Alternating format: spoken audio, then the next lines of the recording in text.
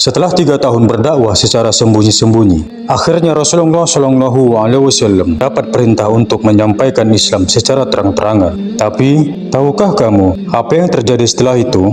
Apakah kaum Quraisy menerimanya? Atau justru sebaliknya? Semua dimulai ketika turun wahyu dari Allah Subhanahu wa Ta'ala. Dalam surah Al-Hijr ayat 94, maka sampaikanlah secara terang-terangan segala apa yang diperintahkan kepadamu, dan berpalinglah dari orang-orang musyrik. Setelah menerima perintah ini, Rasulullah Shallallahu Alaihi Wasallam naik ke Bukit Safa, sebuah tempat strategis di Mekah yang sering digunakan untuk mengumumkan hal-hal penting. Dengan suara lantang, beliau memanggil seluruh penduduk Mekah. Orang-orang pun berkumpul, penasaran dengan apa yang akan beliau sampaikan.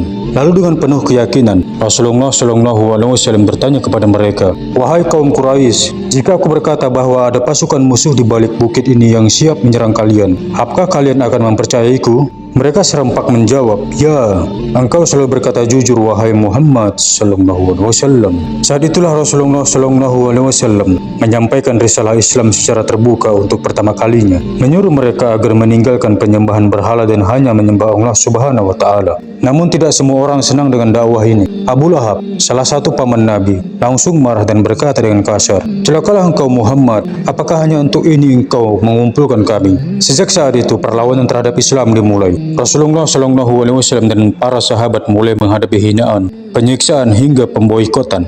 Tapi meskipun mendapat banyak rintangan, dakwah ini tidak pernah berhenti. Islam terus menyebar. Satu persatu, orang mulai masuk Islam dan cahaya kebenaran tak bisa dipadamkan. Bayangkan jika Rasulullah Shallallahu Alaihi Wasallam tidak berani berdakwah terang-terangan, apakah Islam akan sampai kepada kita hari ini? Perjuangan ini tidak mudah, tapi dari sinilah Islam mulai berkembang ke seluruh dunia.